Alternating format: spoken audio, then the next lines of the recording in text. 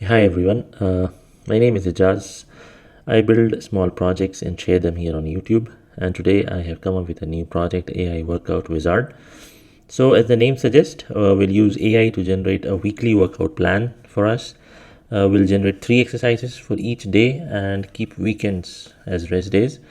We'll download the exercises as well as a PDF. I'll quickly show a demo of the application before jumping into the code and show in detail how I build this project. So this is the application I will be going through. So this application is built in Next.js, and I've used Tailwind CSS for the styling part. And I recently got access to Google's Palm API, so I thought why not try generating the workout using both OpenAI as well as Google's API. So let's try first. Over here first we have to select a source. So let's say I select Google, and we have to provide height, weight and age, and then gender, fitness level, that is if you are a beginner or intermediate, or if you are already an advanced, you're already doing a workout, and what is your goal, whether you want to weight loss or you want to gain some muscles or just overall fitness or stress reduction. So these are the options we'll be choosing, and we will send it back to as a prompt. Like in the backend we'll send all these values, and in the backend we'll generate a generate a prompt, and then we'll see what we get. So first is let's put some height. So let's say 180, and the weight is 80, and age, let's put some age 28, male, beginner, and let's go for weight loss. I think 180 centimeter for 80 kg, so I think weight loss is required. Now the thing is, once I submit, I have done the API integration for the Google Palm API, and what I have seen is that as a workout is generated, that this API is quite fast. So we did get for the Monday, like in the backend I have, in the prompt I have mentioned to give me just 3 exercises per day with sets, repetitions and weights if we are using any weight, and then rest, how much rest we have to take between the sets. So what I have observed is that you can see that the exercises are different. There are many different exercises that are being suggested, but somewhere I see there is a need for improvement. But the good thing is that it's quick, it's fast. You can see the repetitions, there's no variation, and the weights also stay the same. And but the good part is we have different kinds of exercises, so I think it's fine. And we can even download. So if we want to download, so it will download as a PDF, and we'll have all the exercises with us. And for the Saturday and Sunday, I have mentioned in the prompt that it has to be a rest day, so it is generating the response properly. Now let's generate the same values are same, and we'll generate from OpenAI. So I'm using the chat completion model. I even tried the Da Vinci model. Okay, so now if I see, so we have push-up, squats, plank, good variation. Actually that's what we all want. We need some different variations of exercises, and I think this is fine. This looks fine. And now the thing is, definitely the code can be tweaked, the prompt can be tweaked, that on Monday we want maybe just the chest exercises or the biceps, whatever, and for each day we can target the muscle and specific muscles, and according to that we can ask it to generate, or we can also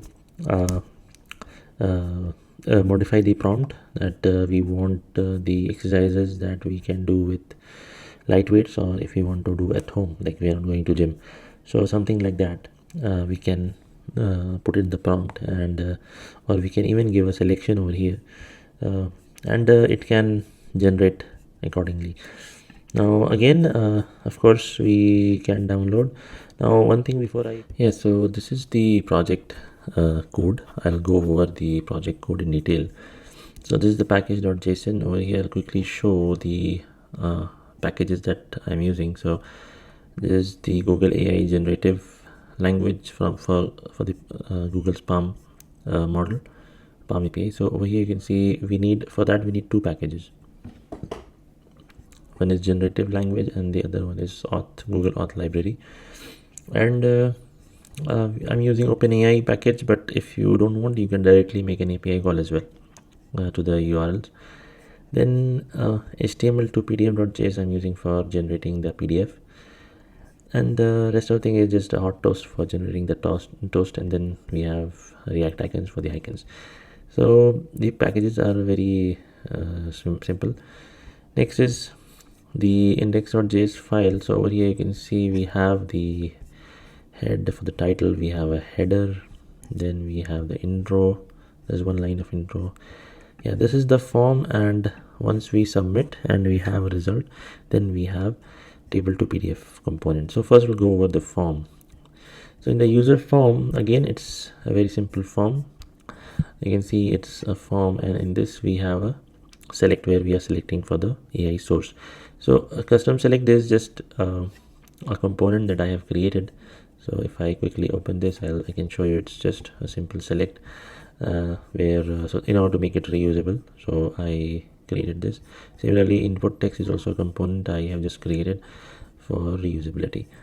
So in this we have this custom select for selecting the AI sources. Now, all the values that we have in the drop downs, I have put it in a constants file. So you can see we have AI sources, similarly genders, and then fitness level, and then goals. So these values are in the constants file. Now yeah, so for the input text, the next row we have height, weight, and age, and then in the other row we have gender, fitness level, goals, and then we have a submit button where we are submitting the values. So this is how I did not use state as I was not I mean, it was just to be quick, but yeah, if you want, you can use state as well. And then I am just building a form data, and then in the generate URL, so one URL is one API route I have created, API generate. So we are just sending this all the data to that route, and then if we get the response, we are just setting one state, that is this yeah, it is in the index.js file. So we're just setting the data, whatever result we are getting, otherwise we are just giving an error. Similarly, we have a toast for success and for error. Now going to the after user form, let's go to the table to PDF. So in the table to PDF component, it's majorly for the PDF part, and I have another component for weekly plan where which actually has a UI part of displaying the table, but all the other part is for downloading the PDF.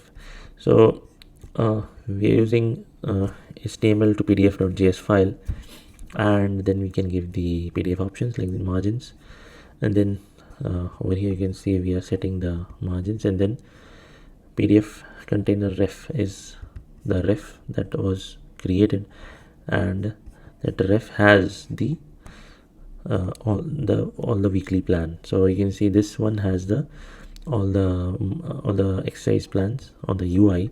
So I am accessing that ref so that I can get the access to all the child, that is all the tables we get access, and then that we have to pass in the HTML to PDF, and then we are just saving it to table.pdf. Now the next is the weekly plan. Now the weekly plan has actually the in this we will be populating all the exercises. So once we get the data, like once we make the API call and we get back the data, so we are passing that data to the weekly plan, and then we are iterating through each because the structure of the data will be like for each, it's an array of objects with date, with day and exercises. So we are displaying the exercise day, and then in the table I'm passing all the exercises, which is again a list of exercises. And we can see that here where you can see I'm iterating through each exercise, which has sets, reps, weight, and rest time, and then I'm just displaying it as a row in the table. And custom table data and custom table header, these are nothing but small components for styling and reusability I've created.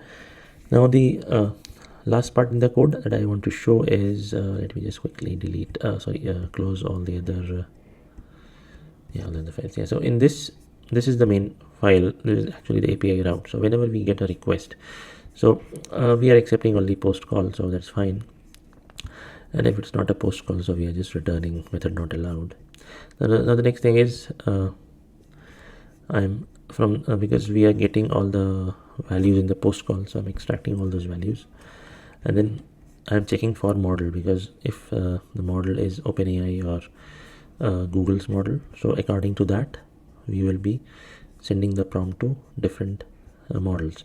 So the prompt is going to be the same. So over here there is a function generate prompt where we are giving the height, weight and everything, and this is actually the prompt. Maybe it can be made concise, and it can also be you can add more things to it. So but I'll quickly go through the prompt where I'm just saying to generate an exercise plan for a user data, and I'm giving the user data. I'm saying 3 exercises per day, Saturday, Sunday are rest days, and I'm giving the sample output JSON that I want. This is actually very important, so that it is consistent with the data, with the format what we get. And I'm explaining what is reps, what is rest, and what is weight. And if it is a rest day, I'm just asking it to return as rest day.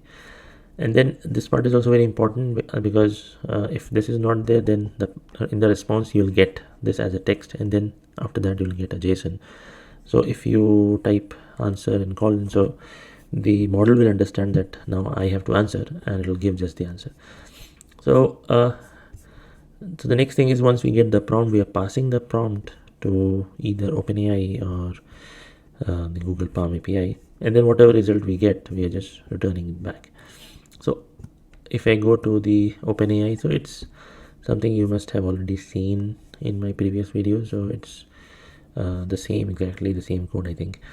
The only thing is, I have added the DaVinci code as well. If you want to try, you can uncomment this one, and you can try and comment this one, the completion code. And there's nothing, it's just the simple with passing the prompt, and we are giving the model, and whatever response we get, the extraction is a little different, because over here it is choices 0.text, but it is choices 0 message.content. And once we get the response, we're just parsing it, we are sending it back. Now going over the Google's Palm API. So this one is now the thing is, how did I get this code? So that I'll quickly show you. So if we go to the Palm API, let's say in the text prompt, and if you say you want to generate this poem writer, so whatever it is, once you click on this part, get code, so you will get this whole bunch of code which you can just copy paste and use it. So it has everything that you have to use.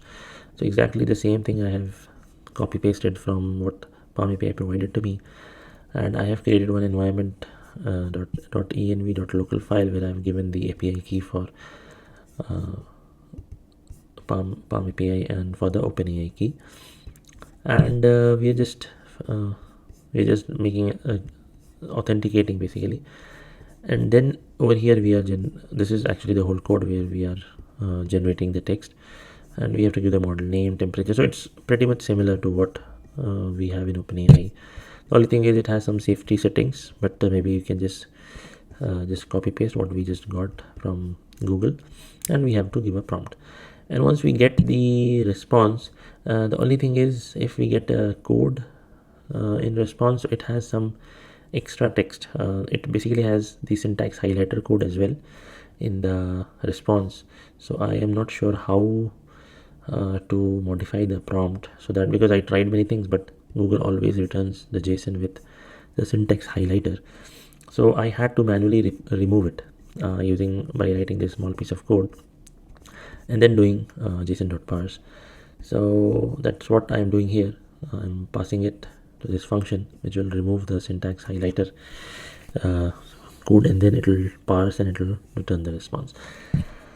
So so once we get the response, and we are just returning the message, returning the response.